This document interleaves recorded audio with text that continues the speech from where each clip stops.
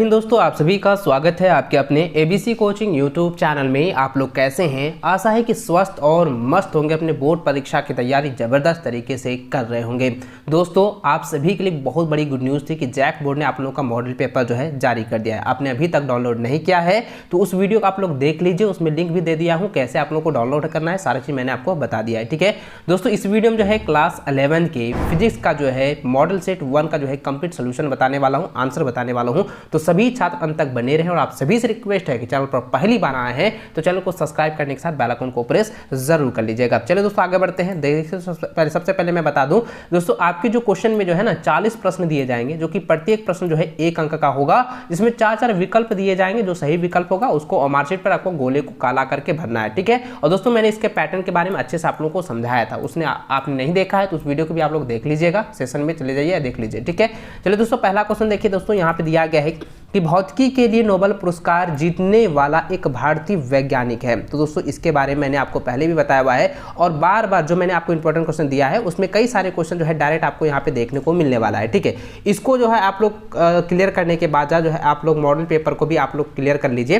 तो देखिए दोस्तों इसका जो आंसर क्या होगा, तो देखिए भारतीय जो है यहाँ पे पूछा गया भारतीय वैज्ञानिक नोबेल पुरस्कार जीतने के लिए, तो इसका आंसर क्या हो जाएगा? एच.जे. भाभा हो जाएगा। ऑप्शन नंबर बी इसका राइट आंसर होगा। ठीक है, अगला सवाल दूसरा नंबर दिया गया है, निम्नलिखित में से कौन इकाई प्रणाली नहीं है? तो दोस्तों इसका आंसर हो जाएगा ऑप्शन नंबर डी, यानी कि डेसिबल जो है ये क्या है?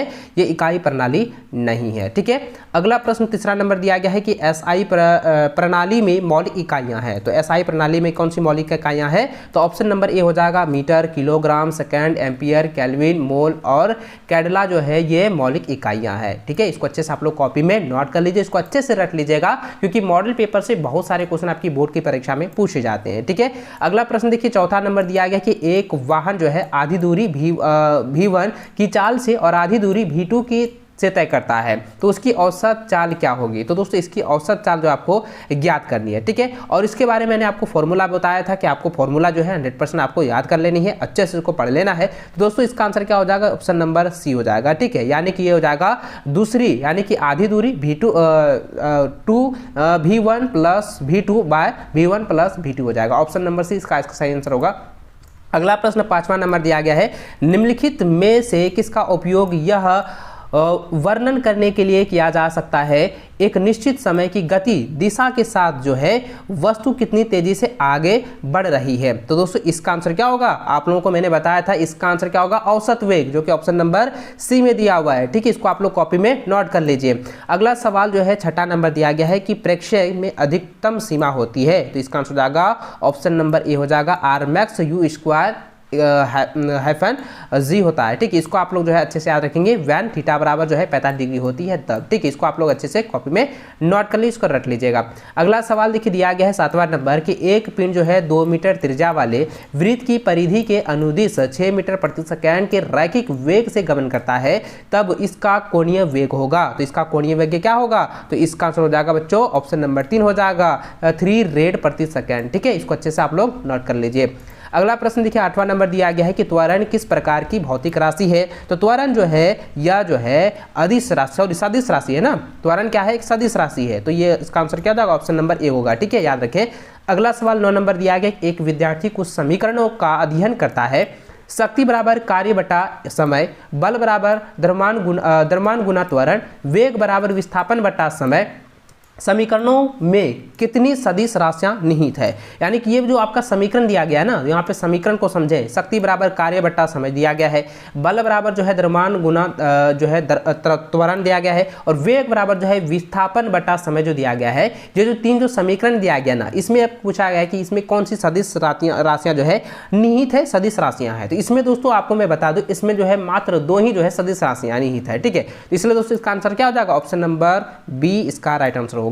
अगला सवाल 10वां नंबर देखिए दिया गया है कि गीले कपड़े को सुखाने के लिए उसे अचानक झटका लगाना आम बात है। ऐसा करने में हम किसका लाभ उठाते हैं? यानी कि किस बल का जो हम लाभ उठाते हैं? तो दोस्तों न्यूटन गति का पहला नियम का जो हम लोग उपयोग करते हैं, इसका हम लाभ उठाते हैं। ऑप्शन ए इसका राइट आंसर होगा। अगला प्रश्न 11 नंबर दिया गया है कि गोली चलाने के बाद हम बंदूक के पीछे हटने का अनुभव क्यों करते हैं। यानी दोस्तों मैंने आपको बताया था कि न्यूटन गति में ही, गति चैप्टर में ही बताया था, गति तथा बल के नियम में बताया था कि जब हम लोग गोली चलाते हैं ना तो गोली जो है हमें पीछे की ओर झटका देता है, धक्का देता है। तो ये क्यों होता है, किसके कारण से होता है? क्योंकि गोली के पास जो है अधिक रैखिक संवेग होती है, इसलिए ना होता है। तो दोस्तों इसका आंसर क्या हो जाएगा? ऑप्शन नंबर बी हो जाएगा, क्योंकि गोली के पास अधिक रैखिक संवेग होती है। ठीक है, इसको आप लोग कॉपी में नोट करिए, याद कर लीजिएगा। अगला सवाल दिया गया कि एक पिंड का द्रव्यमान जो है 2 किग्रा है, इसका भार होगा। तो इसका भार क्या होगा? ये 19.6 न्यूटन होगा। ठीक है, ऑप्शन इसका राइट आंसर ए नंबर होगा। ठीक है, अगला प्रश्न दिया गया है 13 नंबर कि चलती बस में एक यात्री बस के अचानक रुकने पर आगे की ओर गिर जाता है, यह समझाया जा सकता है। तो यह किस नियम को समझाया जा सकता है, या यह किस नियम को जो है निरूपित कर रहा है, संकेत दे रहा है? तो दोस्तों मैं आपको बता दूं, इसके बारे में मैंने आपको पहले भी बताया था कि जब बस जो है अचानक रुक जाती है तो जो है न्यूटन गति के पहले नियम के अनुसार जो है हम जो है बस के साथ साथ जो है जितने भी सवारी बैठे रहते हैं वो भी जो है बस के साथ साथ जो गतिशील होते हैं, लेकिन अचानक बस रुकने के साथ साथ जो है हमारा शरीर जो है गतिशील के कारण से जो है वो आगे धक्का देने लगता है या गिरने के अनुभव में होता है। तो यह जो होता है न्यूटन गति के पहले नियम के अनुसार होता है। ठीक है, तो ऑप्शन नंबर आपका ए जो है राइट आंसर होगा, न्यूटन के पहले नियम के द्वारा। अगला प्रश्न 14 नंबर दिया गया है कि कोनों के बीच टकराव में संवेग संरक्षण निम्न में से समझा जा सकता है। तो किस संरक्षण के नियम से समझा जा सकता है? तो इसका आंसर हो जाएगा न्यूटन के दूसरे और तीसरे नियम दोनों से जो है समझा जा सकता है। ऑप्शन डी इसका राइट आंसर होगा। अगला प्रश्न 19 नंबर है कि एम द्रव्यमान का एक पिंड समतल सतह पर रखा गया है, इसे सतह से समांतर ले जाने के लिए एक बल लगाया जाता है, विकसित घर्षण F के समानुपाती होता है। तो दोस्तों मैंने आपको फॉर्मूला बताया था कि घर्षण बल जो F होता है उसके समानुपाती क्या होते हैं। देखिए ये कई बार एग्जाम में क्वेश्चन पूछे गए हैं, क्योंकि यह जो है घर्षण बल जो है वो पिंड के द्रव्यमान के समानुपाती होता है। तो देखिए पिंड का द्रव्यमान कहाँ पर लिखा हुआ है? तो ऑप्शन नंबर बी में दिया हुआ है। ठीक है, तो ये आपका राइट आंसर हो जाएगा। अगला प्रश्न देखिए 16 नंबर दी गई है, जिसमें दिया गया है कि किसी भी तरह का टक्कर में, तो किसी भी तरह का टक्कर में क्या होता है? रैखिक संवेग हमेशा जो है संरक्षित होती है। तो ऑप्शन ए इसका राइट आंसर होगा। अगला सवाल 17 नंबर दिया गया है कि स्थितिज ऊर्जा बराबर द्रव्यमान गुना, यहाँ पे द्रव्यमान डैश दिया है, गुना ऊंचाई। तो ये फॉर्मूला मैंने आपको बताया था ना बच्चों, आपको याद होगा, क्योंकि मैंने पहले बार जो आप लोगों को बताया था ना, जो आपको पहले इंपॉर्टेंट क्वेश्चन जो दिया था उसमें ये फॉर्मूला है और आपको याद होगा और आपको याद करना चाहिए। अगर याद नहीं है तो याद कर लीजिए, क्योंकि स्थितिज ऊर्जा बराबर द्रव्यमान गुना गुरुत्वीय त्वरण गुना ऊंचाई होता है। तो यहाँ पे क्या भराएगा? गुरुत्वीय त्वरण। तो ऑप्शन नंबर डी हो जाएगा इसका राइट आंसर। ठीक है, देखिए कितना इजी सब सवाल दिया गया है। अगला सवाल 18 नंबर की ओर चले तो देखिए यहाँ पे दिया गया है कि बल विस्थापन ग्राफ के अंतर्गत क्षेत्रफल बराबर होता है। तो यह जो है ये कार्य के क्षेत्रफल के बराबर होता है। तो ऑप्शन सी जो है इसका राइट आंसर होगा। ठीक है, अगला सवाल 19 नंबर देखिए दिया गया है कि किसी पिंड पर लगने वाला टॉर्क किसका घूर्णी अनुरूप है? तो ये किसका घूर्णी अनुरूप है बच्चों? देखिए ये भी क्वेश्चन जो है बार बार एग्जाम में क्वेश्चन पूछा गया है, रिपीटेड क्वेश्चन है, इसको आप लोग अच्छे से रख लीजिएगा। तो दोस्तों इसका आंसर क्या हो जाएगा? बल हो जाएगा। ठीक है, ऑप्शन 2 जो है इसका आंसर होगा बल, यानी कि फोर्स। ठीक है, अगला सवाल 20 नंबर दिया गया है, जड़त्व, आघूर्ण और कोणीय त्वरण के गुणनफल द्वारा कौन सी भौतिक राशि प्रदर्शित की जाती है? तो कौन सी भौतिक राशि प्रदर्शित की जाती है? टॉर्क भौतिक राशि। ठीक है, तो ये हो जाएगा ऑप्शन नंबर बी हो जाएगा टॉर्क। ठीक है, अगला प्रश्न 21 नंबर दिया गया है कि यदि कोई पिंड अपने द्रव्यमान के केंद्र से गुजरते हुए एक अक्ष पर घूम रहा है तो इसका कोणीय संवेग किस दिशा में होगी? तो किस दिशा में होगी बच्चों? यह जो है घूर्णन के दूरी की दिशा में होगी, घूर्णन के दूरी की दिशा में। तो ऑप्शन डी इसका जो है राइट आंसर होगा। अगला सवाल 22 नंबर दिया गया है कि किसी ग्रह की सतह पर पिंड का पलायन गति निर्भर करती है। तो किस पर निर्भर करती है बच्चों? यह जो है ये ग्रह की त्रिज्या पिंड के द्रव्यमान पर जो है निर्भर करती है। तो ऑप्शन सी जो है इसका सही आंसर होगा। अगला सवाल देखिए 23 नंबर दिया गया है कि पृथ्वी की सतह पर गुरुत्वाकर्षण के कारण त्वरण उत्पन्न होता है। तो किस तरीके से होता है बच्चों? यह जो होता है यह होता है ध्रुव के अधिकतम से। ठीक है, तो क्या हो जाएगा? ऑप्शन नंबर 1 इसका राइट आंसर होगा। अगला सवाल 24 नंबर दिया गया है, किसी पिंड का पलायन वेग द्रव्यमान पर निर्भर किस प्रकार करता है? तो किस प्रकार निर्भर करता है? m0 डिग्री पर। ठीक है, यानी कि m0 पर। तो ये ऑप्शन ए जो इसका सही आंसर होगा। अगला सवाल 25 नंबर है कि हाइड्रोक्लोरिक, ठीक है, यानी कि हाइड्रोलिक ब्रेल है, यहाँ पे हाइड्रोलिक ब्रेक आप लोग देखेंगे दोस्तों, अभी जो न्यू मॉडल में वाहन आते हैं ना, जो गाड़ी होता है उसमें सभी में हाइड्रोलिक ब्रेक लगा होता है। तो हाइड्रोलिक ब्रेक जो है ये किस आधार पर काम करती है, तो ये हाइड्रोलिक जो है, ठीक है, ध्यान दीजिएगा, ये क्वेश्चन कई बार एग्जाम में क्वेश्चन पूछा गया है और रिपीटेड क्वेश्चन है, बहुत इंपॉर्टेंट है, इसको आप लोग अच्छे से याद रखेंगे, क्योंकि हाइड्रोलिक ब्रेक जो होता है ना वो क्या होता है, पास्कल का नियम का जो है नियम के आधार पर जो है काम करती है। पास्कल का नियम याद रखेंगे, और आप लोगों को पढ़ाया होगा मैंने कि पास्कल का नियम क्या होता है। ठीक है, चलिए आगे बढ़ते हैं। अगला प्रश्न जो है 26 नंबर क्वेश्चन दिया गया है कि कोई पिंड किसी श्यान द्रव में स्वतंत्र रूप से गिर रहा है, अतः में है, तो अंत में क्या है, अंत में क्या है बच्चों, अंत में जो होगा यह एक निरंतर वेग के साथ जो है गिरता है, तो ऑप्शन 1 इसका राइट आंसर होगा। अगला सवाल जो है 27 नंबर दिया गया है कि श्याम बल निर्भर नहीं करता है, तो श्याम बल जो है किस पर निर्भर नहीं करता है, यह जो है वेग पर निर्भर नहीं करता, ऑप्शन 1 इसका राइट आंसर होगा। अगला सवाल जो है 28 नंबर है कि जिस वेग तक किसी द्रव का प्रवाह धारा रेखित रहता है और उसके ऊपर वह विक्षुब्ध हो जाता है कहलाता है, तो वह जो है क्या कहलाता है, वह कांत्रिक, यहाँ पे जो हो जाएगा ये क्या हो जाएगा, कांत्रिक वेग कहलाता है। ठीक है, याद रखेंगे ये क्या होगा, कांत्रिक वेग जो है कहलाता है। अगला सवाल 29 नंबर दिया गया है कि एक स्टील के तार पर जो है 2 किग्रा भार लादा जाता है, यदि तार की त्रिज्या दुगनी कर दी जाए तो उसका विस्तार हो जाएगा, तो उसका जो विस्तार क्या होगा बच्चों, ये मैंने आपको बहुत पहले बताया हुआ है और बार बार ये एग्जाम में क्वेश्चन पूछा जा रहा है। तो ये क्या हो जाएगा, इसके अगर दुगनी कर दिया जाए तो वो क्या हो जाएगा, चौथाई हो जाएगा, यानी कि उसकी जो है 1/4 में आ जाएगा, तो क्या हो जाएगा, 1/4 हो जाएगा, तो ऑप्शन नंबर सी जो इसका राइट आंसर होगा। ठीक है, अगला सवाल जो है 30 नंबर दिया गया है कि सर्वोत्तम आदर्श कृष्णिका है, तो क्या हो जाएगा कृष्णिका, तो इसका आंसर हो जाएगा ऑप्शन नंबर डी हो जाएगा। खोखले बाड़े के अंदर काला हो गया है और एक छोटा छेद हो गया, तो ये ऑप्शन नंबर डी इसका राइट आंसर होगा।